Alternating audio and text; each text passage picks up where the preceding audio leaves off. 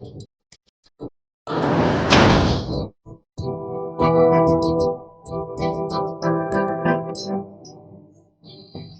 and welcome to this week's special edition of World of Business. And on this particular segment, we've come all the way to Gutu, Masvingo province to visit Sonke Farms. Now, Sonke Farms is a proudly Zimbabwean diaspora-funded agricultural enterprise which has been established to support the Second Republic's rural industrialization agenda. Founded in 2016, this particular enterprise combines both traditional farming experiences with modern agribusiness practices and community participation. We're going to speak to Mr Garikayi Mushava, who is one of the co-founders of this particular enterprise, to tell us more about the history behind the formation of this particular project and how it has managed to benefit Zimbabwe. Briefly, just walk us through the activities of this farm. All right. So what we do here, we've got Sonke Farms, like you said. It's a farm that does livestock. We've got highline hens, about 1,700 of them, producing about 300 crates in a week. We sell them locally. And we've got cattle, we've got the breeding side, and we also have the pen fattening side. Okay. Yes. So maybe someone might want to understand in terms of numbers, how many cattle do you have? So in total, at this very moment, we've got about 88 cattle. Okay. Yes. And when you started, how many? We started with 6. 6? Yes. How long did that take you from 6 to 80? It's been a year. It's been a year? And it's been a lot of hard work. Okay. A lot of sacrifices. Consistency. Okay. Yeah. So how would you say this particular initiative aligns with the Second Republic's rural industrialization agenda? Okay. I mean, the Second Republic is big on rural industrialization. Yeah. How would you say this initiative is aligning with those goals? Well, when we talk of NDS1, we're talking of job creation. We're talking of creating economies in whatever, like, we have created an economy here in Gutu. We have stopped importing certain products. When every time when I speak to people about importing things, people always talk about importing things from other countries. But you can also import things from places like Harare, Blawa and stuff. So what we've said is we've created like an economy here, a proper value chain. And we are now, agricultural value chain. We are now producing stuff here and we're selling it locally. Yes. Because when people hear Gutu, some people think there's no activity. I heard someone saying, what's in Gutu? It's a rural place, it's marginalized and people don't expect anything good to come out of places like this. Yeah. So, as a diasporan investor, what motivated you to invest back home in Zimbabwe? You could have just stayed there and just used your money there everyone else does. I'm still living there. You're still there. Yes. But you're investing back home. I'm investing back home. What's the motivation behind it? So it's 2 things. Number one, it's the heritage and the history of this place. My grandfather was a farmer. He was used to pen fatten as well. And used to sell those cattle. And that's one of the main reasons. The second reason, the opportunities that have come with the Second Republic. Yes. The Second Republic has brought in opportunities for us to put money in the pocket. So that has, with us being out there, we've got an opportunity to work and make a little bit of money and send back that money here and then do investments that can help our economy. Yeah. And we certainly have diasporans that are watching this program. What are some of the opportunities that you have managed to benefit firsthand from the Second Republic reforms? The opportunity to be able to get supported. Like, look at yourself, you are here. And like I mentioned when we started this program, we've got people from the government that are coming here that have seen the work that we're doing. Yes. Our headmen, our sabuku in this region, in this area of Cellah Marere, Gutu, they've seen the work that we're doing. This is why they're coming to support us. Yes. That is, for me, it's a recognition of what we're doing. Let's talk about the diaspora capital. How do you see it contributing significantly to our agricultural and economic growth in Zimbabwe? Okay, so when we talk of the diaspora, like you said, we can bring in a lot of things. Human capital. There's so much exposure in the diaspora. We are not only bringing in money, but the skills that we're learning there, we can bring them here and we can do our things at a better level, excellent level. That can help us become, better, our economy become better. And like I mentioned, the skills, they're just amazing. We're getting exposed to certain systems. I always say to people, over here, we've got systems that we use. We run it as a business. It's in our rural place, but it's a proper industry. If you come here on a normal working day, you've got people that come, start work 6 o'clock and they finish at normal finishing time. And, all those things, I've learned them from the diaspora, and that's what we are bringing in. Okay. Yeah. And you keep mentioning skills. How are you blending traditional farming experience and methods that you have grown up with, that you have learned over the years, like you said, with our modern agribusiness practices? All right. So that's a very interesting question. Thank you for that. If you look at how our forefathers, our fathers back in the days, how they used to, rear their cattle or do their projects, they never used to put proper structures. So let me start mentioning proper structures. Yes. We have brought in proper structure. If you look at what we've got here, we've got proper pen feeding pans, and we've built in proper, feeding troughs. We've got a borehole. We've had 2 boreholes at this place. This is clean water for animals. Yes. Yeah. So, blending that with our, natural grazing and all that stuff, because we still have cattle that go out and graze for our breeding side and stuff. Yeah. And the Second Republic is always emphasizing on leaving no one Yes. and no place behind. How are you creating opportunities for the local women and the youth? Excellent. That's one of my favorite questions, actually. Thank you for that question. Yes. So when we started this project, we identified certain women in this village. We could have gone out and bought, like, your concrete, your quarry, but we asked them, look, we've got a beautiful mountain at the back there. They went into the mountains, they collected rocks, and then they crushed them. We started building everything. We've got a school here, Zhavayira Primary School. There's a local plantation. We went in and we bought gum trees, and we started building our pans. You see, so we have created employment for our people, and we've taken people from here, local people, and we've given them jobs. Yes, and we also, let's not forget the training part. The training I saw some interns. Yes. Yes. So we have got students that come in. We currently have 1 student from Bindura University.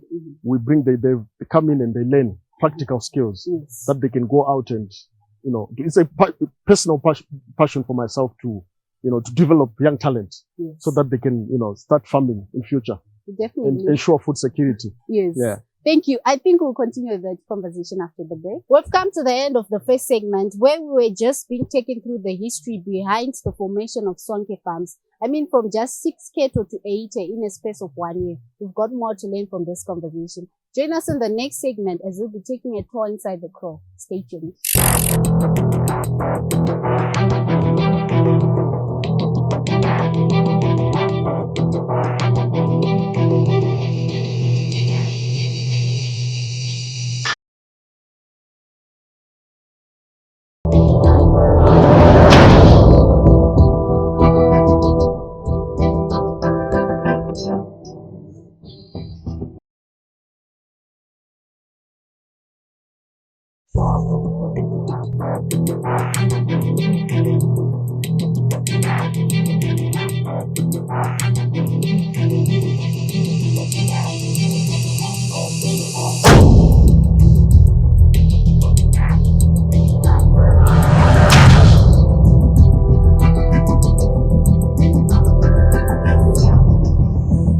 Back to the second segment of this week's special edition of World of Business, where we have come all the way to Gutu, Masvingo province to witness and experience the wondrous works that are being done at Sonke Farms. And I'm still joined by the owner, Mr Garikayi Mushava. Mr. Mushava, thank you so much for staying with us. Thank you for having me, Cellah. And as you can see, Chirimadaga, we're getting the experience firsthand from the cattle crow. Now, briefly, can you tell us about the pen fattening project? What really is it? Okay, all right. So that's one of my favorite parts of this project.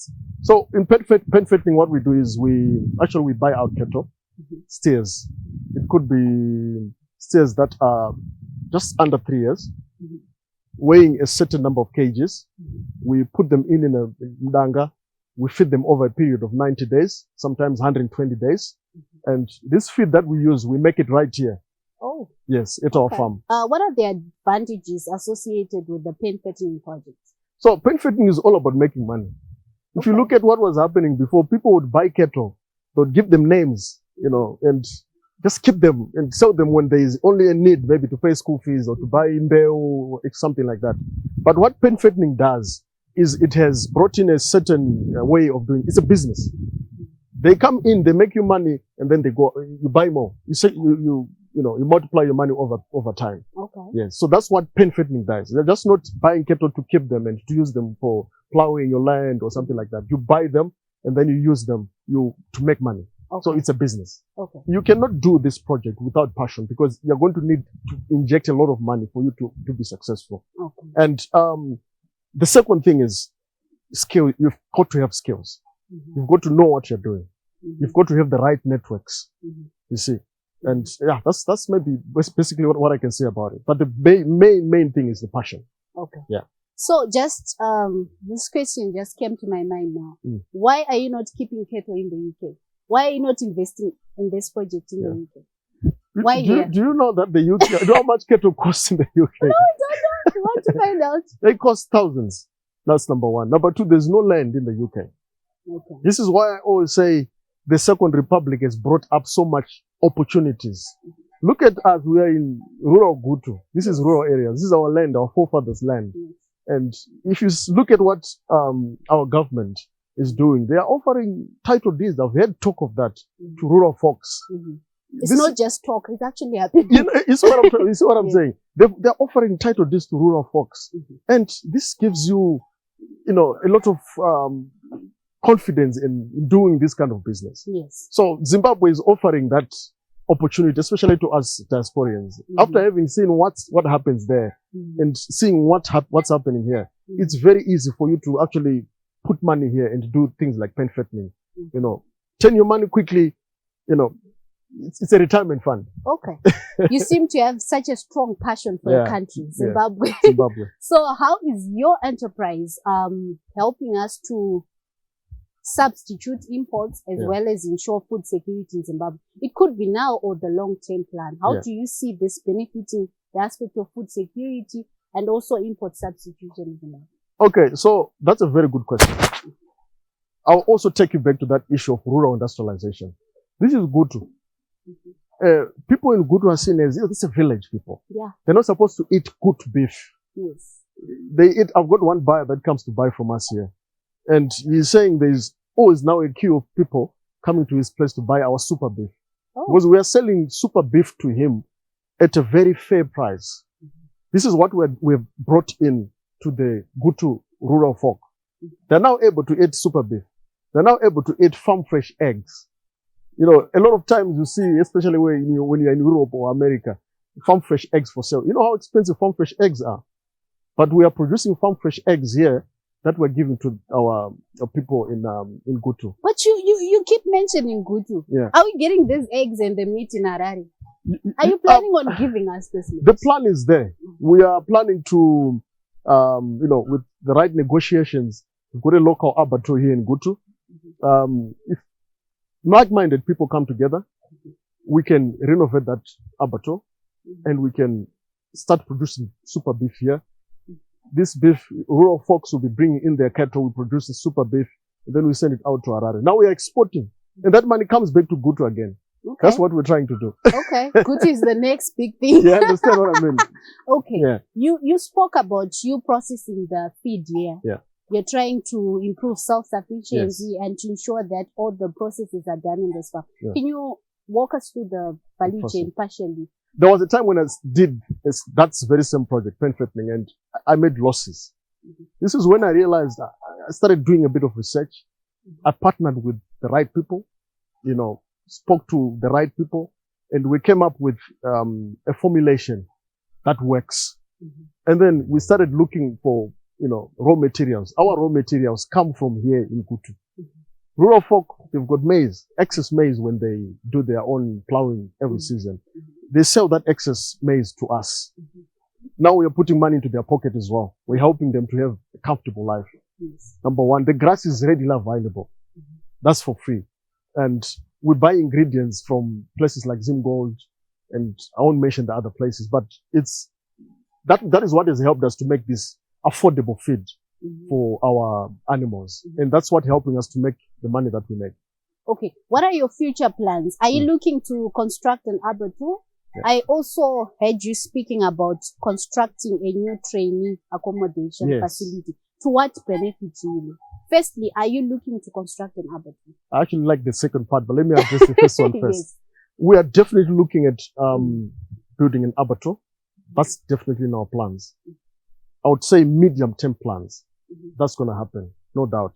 The second part, we've got a very good piece of land behind there. I'll take you there so you can have a look. We are going to be building, small units for our trainees. Just to let you know, I've got a YouTube channel. I've had a lot of interest, especially from diasporians that call me and say, we want to learn what you're doing. Because we've got a lot of things happening here. And what I've done is I've opened my doors to them so they can come and learn and harness the skills that we're also getting from other people. So these people need to be comfortable when they come. So we are building those units for them, and then they come here. Rural tourism. We've got a beautiful setting there at the back, a beautiful mountain. Free of charge? Is that free of charge? We are only going to be asking for a token. Okay. For them to have food whilst they are here. Yeah, definitely. Yeah. And what experience, what skills are they guaranteed of taking back home or to their farms after being trained? I don't know if you have heard it before. When Anukura Kumusha, normally they succeed in life. They do. Have you said that? Yeah, they do. So what this place brings to someone who comes here, we've got a student that I mentioned to you, Tino, from Bindira University. Every time I speak to him, I always tell him, try and learn as much as you can. We are exposing him to the rural setting, hard work, discipline. We let him do everything, dealing with the animals. He's someone who's doing animal science, but what he's learning here has been very excellent. The skills that he's harnessing from this place, these are skills that he can go and use in his own life. Besides, it's not just about what he's studying. It's about character formation. Character formation. Okay. Yeah. All right. I want to take you back to the human capital development pillar. Yeah. I mean, the Second Republic puts emphasis on prioritizing people as the capital. Yeah. Human knowledge can be used, to modernize, to industrialize. How are you taking advantage of that here at this particular enterprise? What knowledge or skills transfer is being done here, and what more should we expect in the future? What kind of skills are we getting from this place? Okay, so when we speak about human development, we've got young men from the community that we have identified. There's an issue of drugs, abuse of alcohol. So we have brought them in, and we've got a partnership with companies like Fivet. The president always speaks about leaving no place behind and no one behind. Yes. We are not interested in what level of education you've got.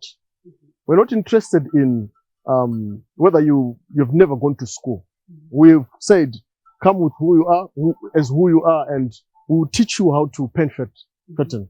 Even the local people, come, we'll teach you how to do things properly. And every month, Fivet comes in, they train our people on how to feed cattle, and it's been quite interesting, really. Okay. Yeah. Okay.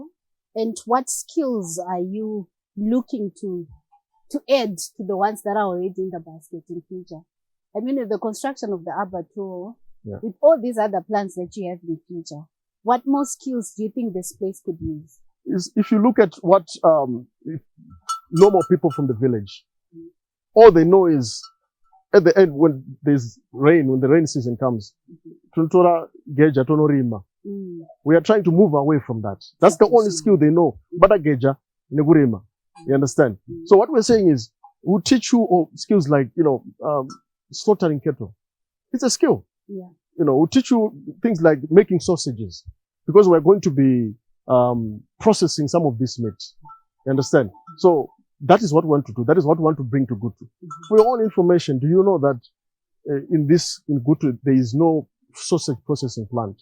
Oh. Most butcheries or all the sausages that actually come in Gutu, they buy them from Marere. Okay. Yes. So we are going to be identifying young people that can teach to make sausages, how to properly slaughter cattle, how to build structures like this. They can use those skills to, further develop themselves and make money for themselves, start construction companies. Okay. Yes. So before we close off the segment, maybe what does the future of Sonke Farms look like 5 to 10 years from now? And how do you see this particular enterprise helping us to achieve an upper middle income society by 2020? The future is super bright. Right. Yes. This place here, I'll always go back to this. It's a rural setup. If you look at what's happening in Zimbabwe and where our economy is going, a lot of folk are interested in investing in rural areas. And we are going to be seeing a lot of diasporians coming home in the next couple of years. I've interacted with a lot of people where I live in England, both black and white.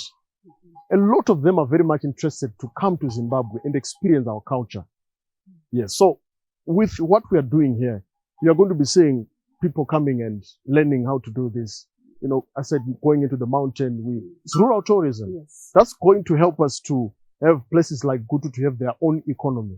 And that having our own economy, we won't have to depend on other cities. Thank you so much for this conversation. I think in the next segment, we're going to speak to the student and also one of the people that are working here. Thank you for doing it. Thank you so much for having me.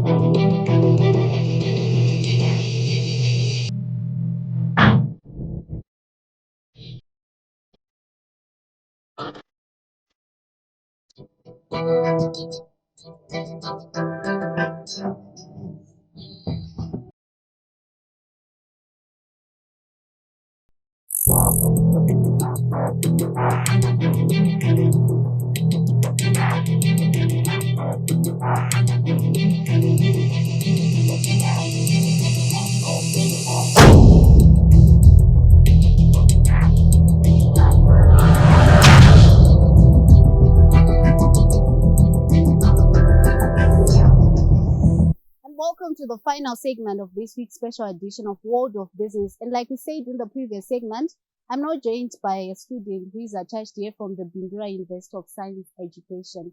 Shinotinda, thank you for joining. You're welcome. Okay, briefly, can you tell us about the skills that you have harnessed through your experience with working on this farm?